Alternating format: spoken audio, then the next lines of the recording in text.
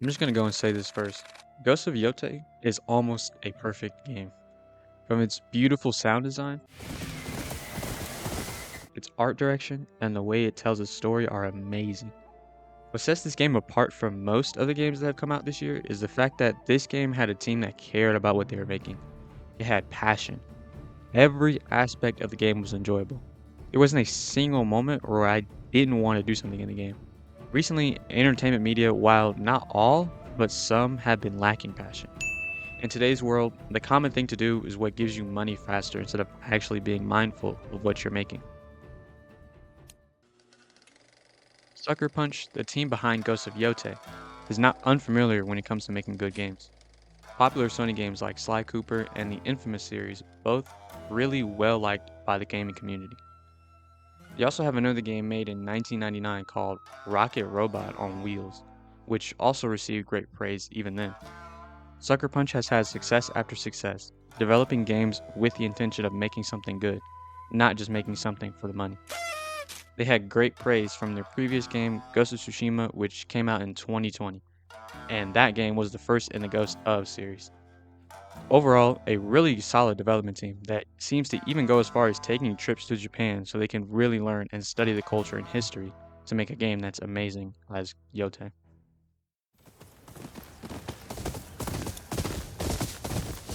The visuals in this game are something to behold. From just the intro alone, the game sets its tone.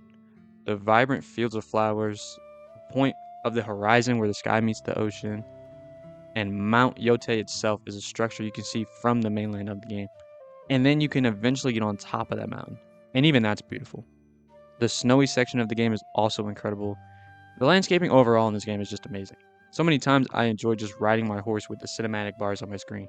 Going from POI to POI, it's honestly one of the highlights of this game. The transition from just riding your horse into a cutscene can give you chills. Along with this game already feeling like an old samurai movie, the game also offers a mode called Kurosawa mode, where the game plays through a black and white filter and even changes the sound design to match that of the 50s era of samurai movies.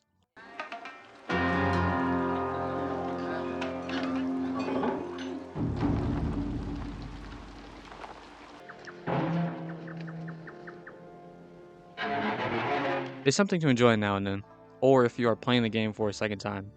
See, while it's something I find really cool and even makes me want to watch an old samurai movie, it's not very practical due to it being only in black and white. It causes the main ways of knowing what kind of attack is coming at you, red being unblockable and blue being parry only. The filter makes this distinction nigh impossible to tell apart. They also have a mode called Mike mode, and it makes the game a bit different. It's got way more blood and mud. It's inspired by the director Takashi Miike, whose movies all had that style of blood splurting everywhere and mud all over people. The final mode they have is called Watanabe mode. This one I liked a lot, and it's inspired by the artist Nujabes, who before this game I had just heard of, but after playing that mode, it was really enjoyable and made open world exploration really fun because of the music that would play. Nujabes is also someone who made the soundtrack for an anime I had watched so many years ago, yet I didn't know about him at the time. However, after playing this game, I have started to listen to his music.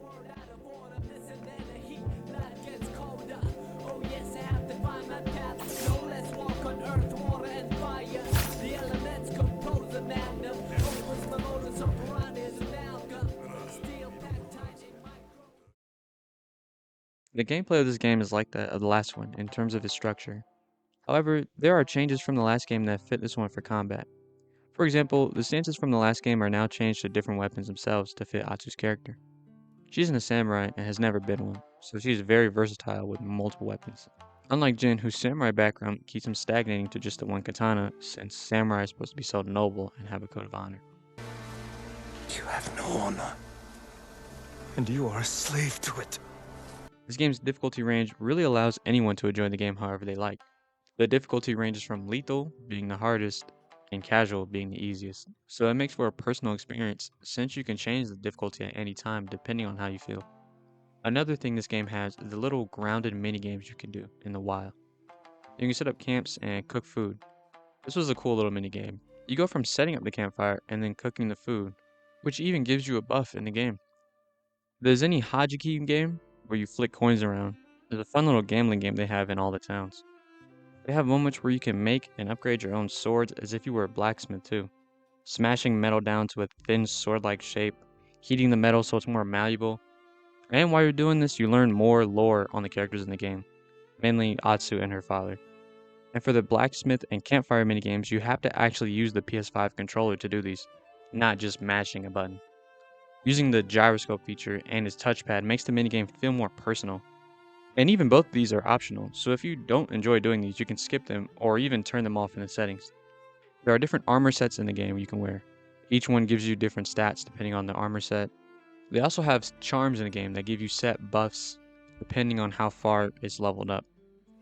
This game has a lot of player expression, and I really mess with that heavily.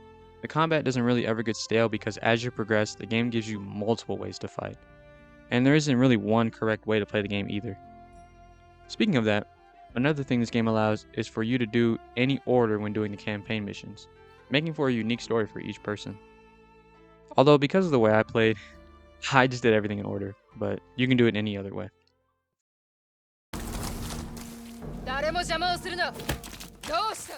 The audio in this game is beautiful. You can hear the grass beneath your feet, the mud splashing around, the galloping of your horse. The swords smacking together are by far the best and most realistic sounds. It's got different pitches, and I feel as if I'm on the battlefield with Atsu. Every sound is so amazing and realistic. The wind blowing the leaves and the water splashing all feel so real. I played this game in Japanese dub, so I didn't get to hear the English voice actors, but the Japanese voice actors still did an amazing job. It really felt like I was watching a movie at times. They all conveyed their emotions incredibly well, through just their voice alone, not even counting the mocap that was done with this game. The theme of this game is definitely revenge. It's placed all throughout the story from start to finish. The quests revolve around this idea, but as most stories go, a person must have growth or they may become boring or poorly written in the eyes of most. So by the end of the game, Atsu turns her life around and finds a new meaning in life. Because of the way this game is structured, the main final villain has ties directly to Atsu. Ultimately, he causes his own downfall.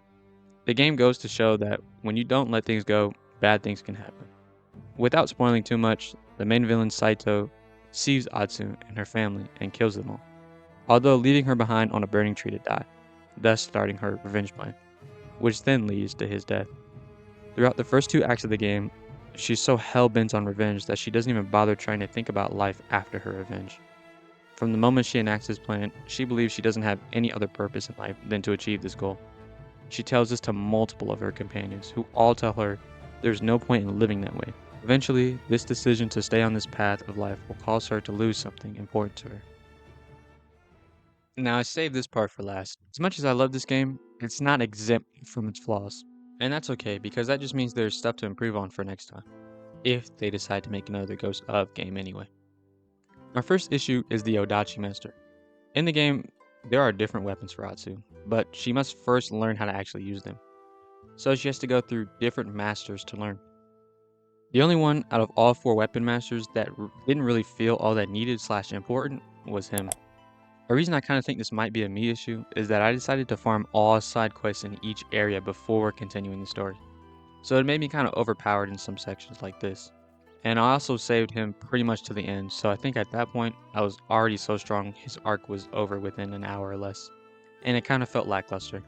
I didn't really spend as much time with this character as I did with the others, plus his weapon is only good for brutes, which are the huge enemies, but because I had saved him for last, I kind of already figured out how to deal with them. And although the Odachi is specifically tied to them, I had so many other options all throughout the whole game, the weapon seemed kind of pointless at that point. Due to how big the weapon is, it was slow, and I'm not really one for slow weapons in games, so it really just wasn't for me. Another issue I had was the ending of the game. I know endings are the hardest thing to write in a story, so I always give creators some slack when it comes to endings.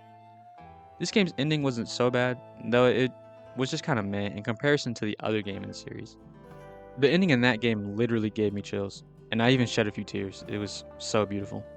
Even while writing this and thinking about it, my eyes start to well up. Wow. Ugh. Are you crying? No. The feeling I got from that story is genuinely unmatched. So when it came time for this one, I didn't really feel much. It was almost predictable. but that could just be because usually that's how things go in revenge stories. This gripe though could also be attributed to the fact that I had such high expectations for the ending because of the first game. And also, I'm pretty sure I was on the phone with my girlfriend when I was playing at the end, so I couldn't really fully immerse myself in the ending. Even with this in mind though, it didn't really take away from other parts of the game. I still enjoyed them. These were just things I didn't really care for or like about the game. And with pretty much the entire video being about how much I love this game, I feel like that's really saying something. Overall, this was a really amazing experience. I would rate this game at 8.5 or even 9 out of 10.